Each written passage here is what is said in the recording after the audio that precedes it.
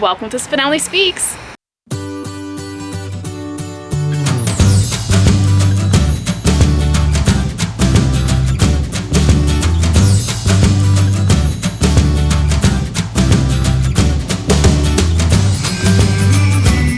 Hi everyone, Danny here. Welcome to my channel. I am so excited.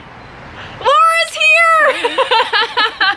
You may have seen in a previous video, I was in Laura's library and I was checking out all of your books. Oh my gosh. Laura has a ton of books and it's amazing. So if you have not checked out Laura's channel, I will put her channel in the description below. So follow that. Laura is actually going to be also filming a part of this series, which is going to be our London series, where we talk about London, which we have been reading together as our buddy read, which has been fantastic. Yeah. We are actually outside right now, so you'll see or hear some of our outdoor friends having a little bit of fun. Absolutely. So, are you excited to talk about this? I am, yes, finally. Yeah. We had to break it up into two parts because we're into the midway point. We're halfway through and there's just so much to talk about. So the first couple things we wanted to mention was this book itself really sets you up to understand the full circuit of all of the stories. Each chapter is a different piece, essentially. Yep. Different time period, different piece. Yeah, and then in the very beginning, there's this huge timeline of all of the characters and each chapter and how that all kind of intermingles throughout the whole story. I know I keep a bookmark up here because I am constantly going back and cross-referencing characters and like how they, you know, are intermingled, or I guess follow family lines, because it's like 2 or 3 families at the start and then it goes through and spreads out and then they marry each other through the years, so like you follow the same last names over and over through the centuries and it's confusing. It is. It's confusing. So I jump back to that constantly. There are also some maps up there. I don't happen to look at them, but they show you what London essentially looked like in the beginning and then like how it evolved through time. Yeah, those are interesting too. I mean, I just glance at them occasionally like, oh yeah, there are maps in the beginning, but I'm mostly just looking at the genealogy stuff. Right. So the first chapter, so to speak, is called The River, and this is really where it all begins. Like and literally, like beginning of time.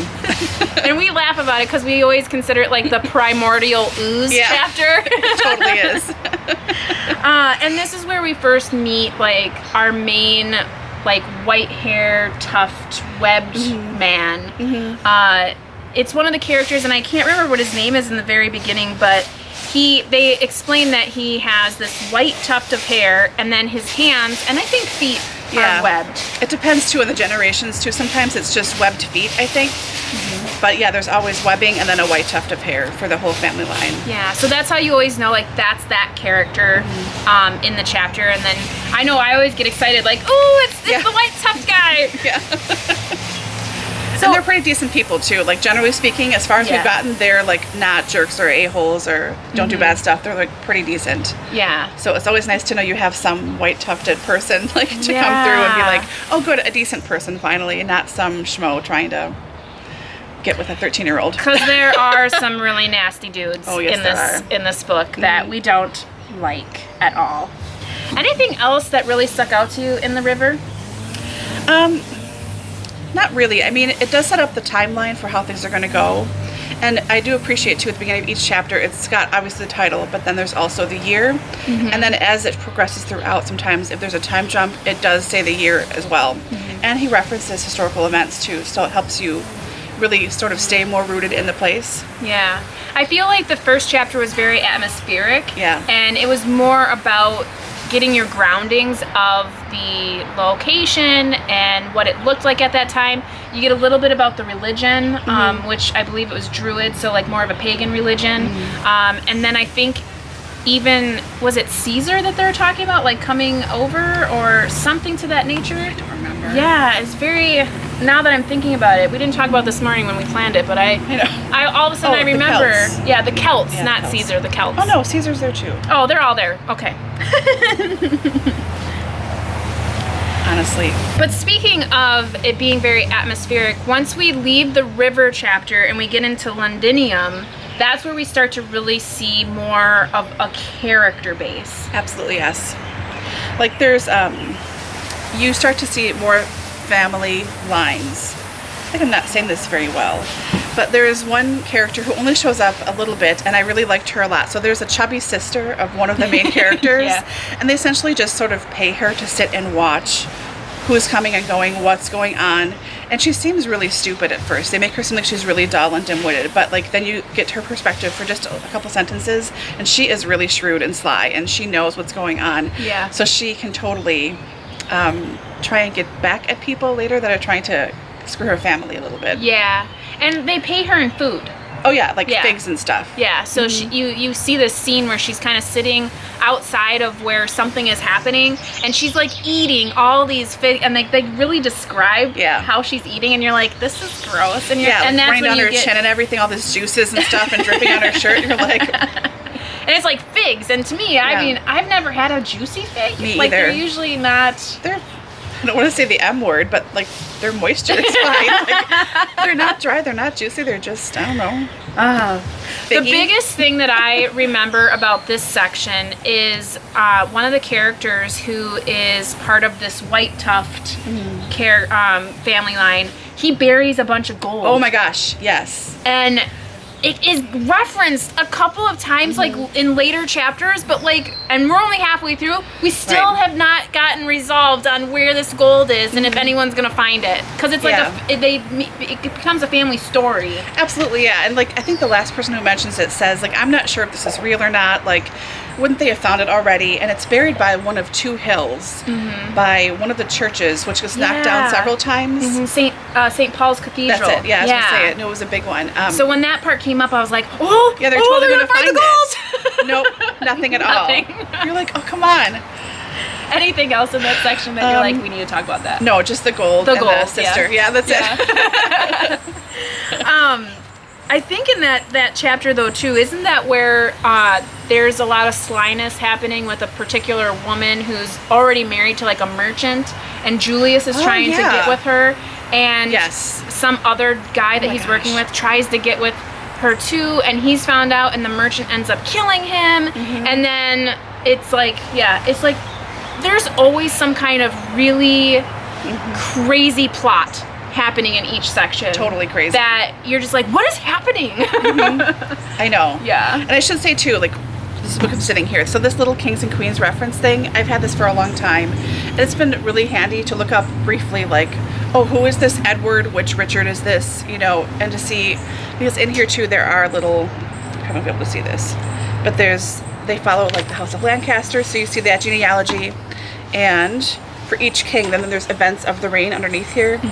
And that's also like, oh, that also happened, like this was this period and this was this period.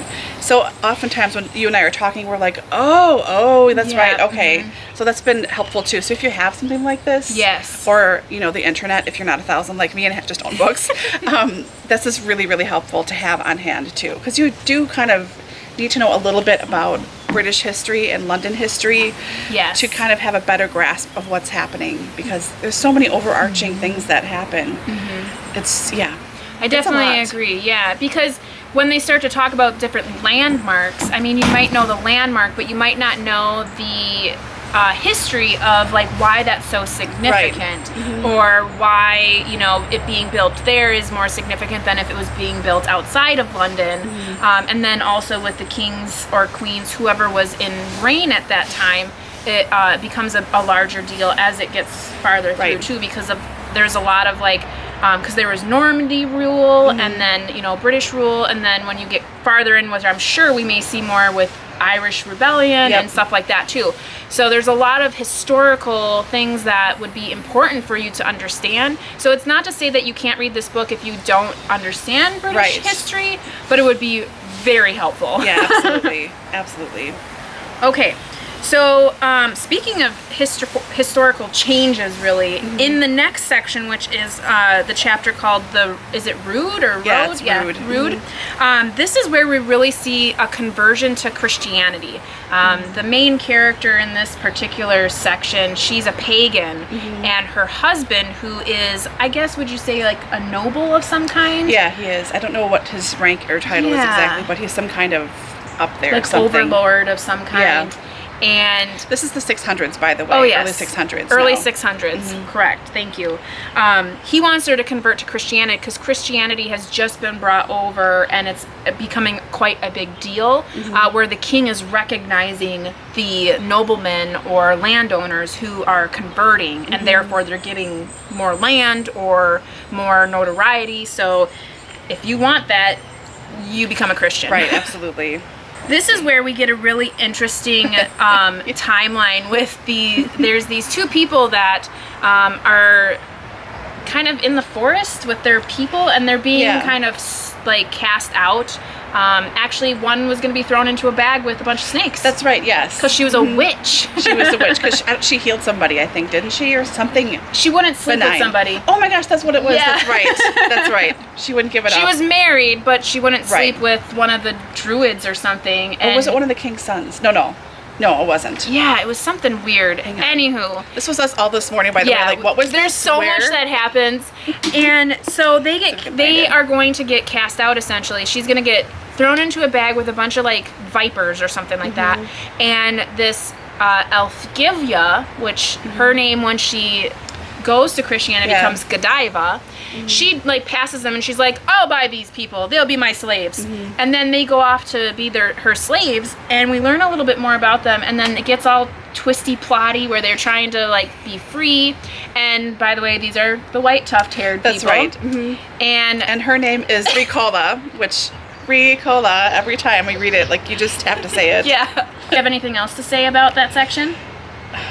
No, not really. I think it was the first time for me where I recognized Godiva, obviously, and that was the biggest, like, oh, that's right, I forgot she was a real person. And I don't know if it's true or not, if this is really what happened, if she really was Elfgiva and then she converted to Christianity and became Godiva. I don't know, but I don't know. This is where it started to kind of pick up speed a little bit more.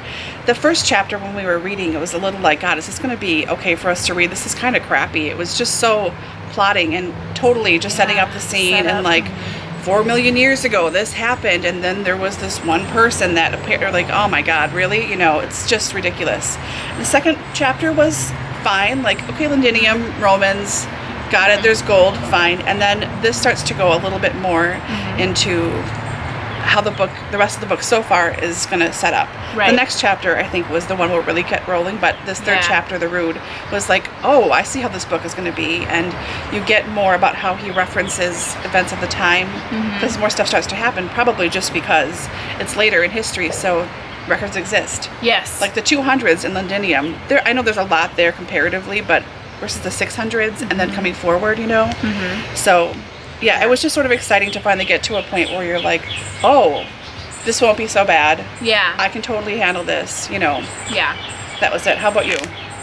Yeah, I just, the whole plotting between Ricola and Godiva, essentially, and trying to free themselves, and then to see, like, how they kind of end up being free was just, like, I know. disappointing, but Really at the same time, kind of like, you kind of put yourself in that situation. Completely, yes. So, don't want to give too many spoilers away. No. Okay, so into this next section, which was called the Conqueror, so this is chapter 4, this is where it starts really getting rolling. Absolutely. So this is the year, like, 1066 is when it starts out. So we've jumped 400 years into the future. Back to the future. Yeah. So yeah, there are those three main families, Barnacle, Silversleeves, which he sort of names himself, and they, and then there's Osric, and we think it's Dorcas maybe, or Dorkies. I'm not sure. Dorkies or Dorcas. When I read it, I read Dorcas. Me too, because it's kind of funny. He still have the white tuft-haired man, but he still doesn't have a real name. I mean, they have names, but no last names, like no surname. So that's in here as well. But yeah, it's these like timeline, like it starts to like really break down, because in the beginning of the book, like we showed you that family tree, there was really only 2, and now it's broken up, and now there's like 6. Yeah. Yeah. And those 6 stay, and then there's just a few more that get added. Yeah, that trail on. Yeah. So it really does keep going. Also, this is right around the time, this becomes an important plot point later on, when the Doomsday Book gets compiled and written. So that plays a major part. Yes.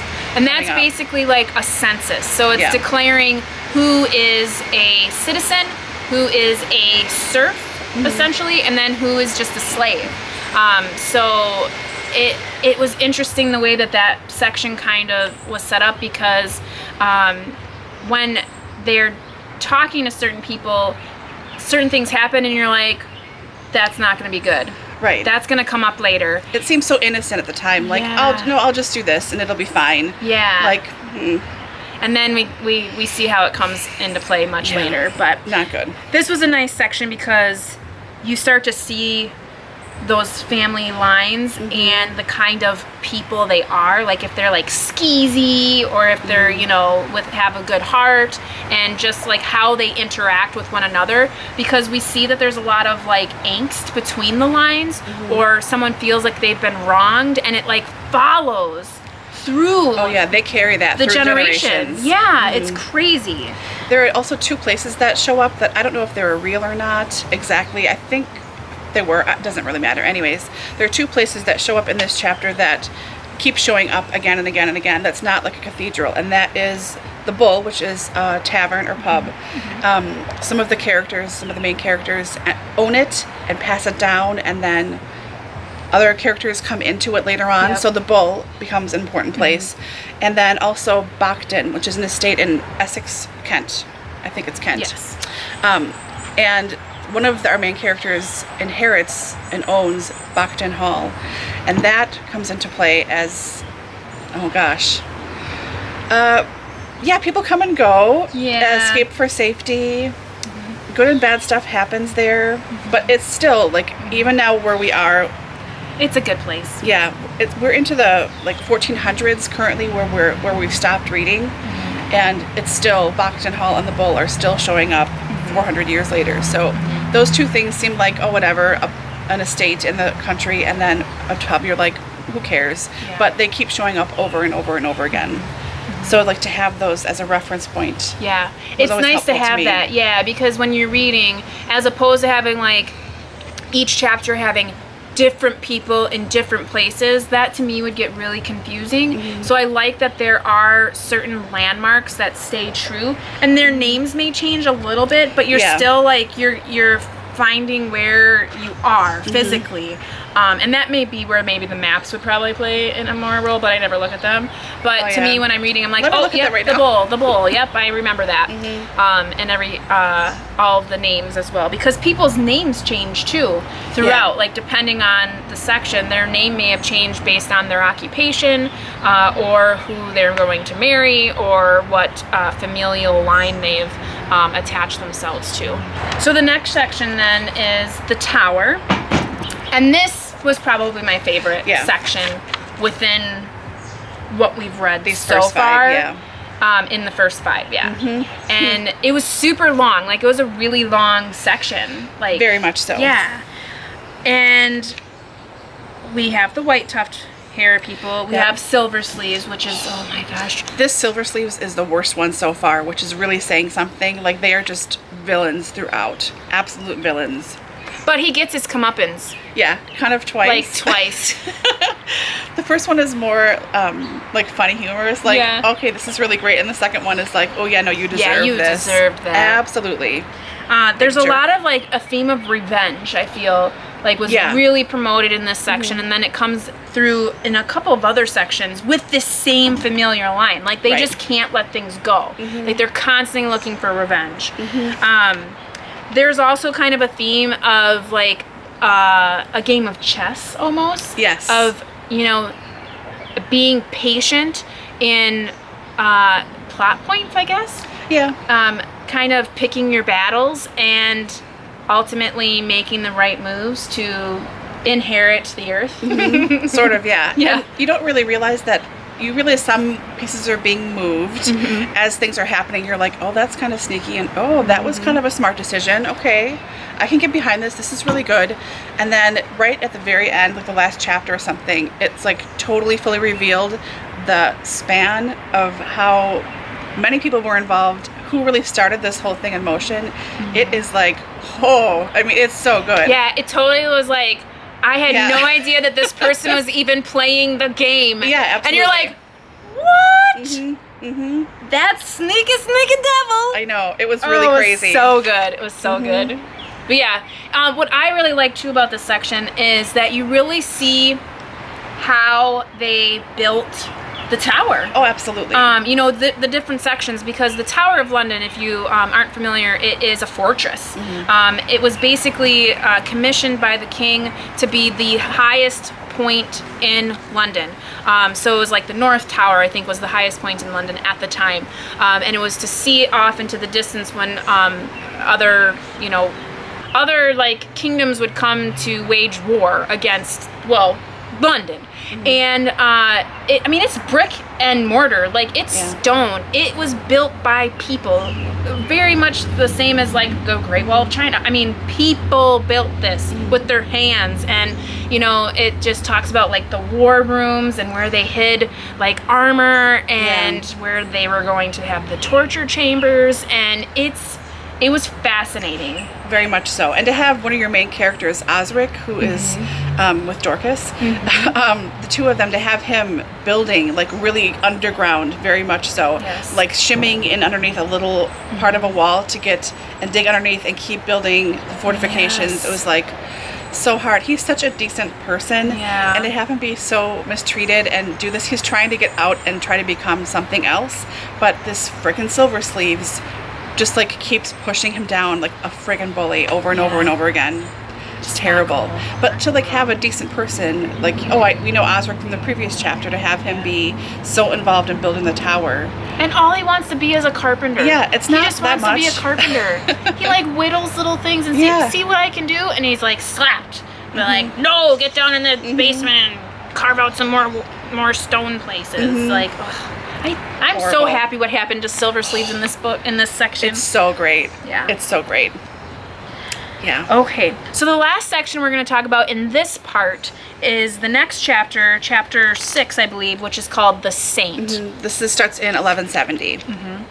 I feel like the theme of this section really was like, you know, reasons why people join the church, how the church is significant in society. There's a lot of like piety in this, but not the kind of piety you would expect. It's very disingenuous piety, like, oh no, I'm taking holy orders, I'm such a good person, and really this is the Silver Sleeves again that is doing all this horrible crap, like is involved with some really shady, terrible crap.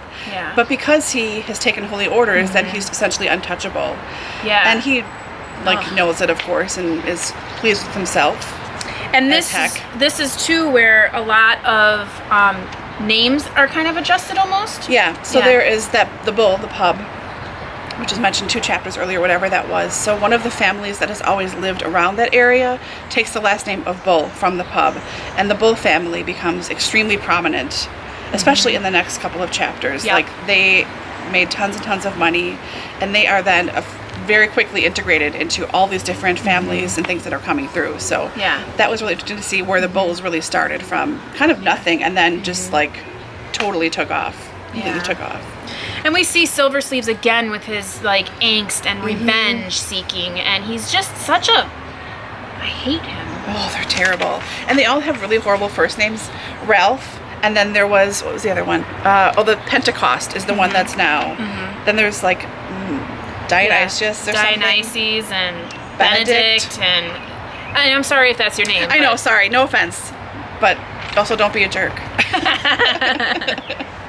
So we are going to pause there. Lots and lots to talk about, but we don't want to make an hour-long video, so we're going to put it into 2 parts. That was 4, but this is 2. And talk to you again real soon. Part 2 will be on Laura's channel, so I will be putting the link in the description below once we have that posted, so that you can check out that. And if you are watching this after you've watched Laura's, that's out of order. This is part 1. So I hope you all are doing well and taking care, reading something great, and hopefully maybe you'll pick up London someday. But until next time, guys, you know how it goes. Happy reading. Bye.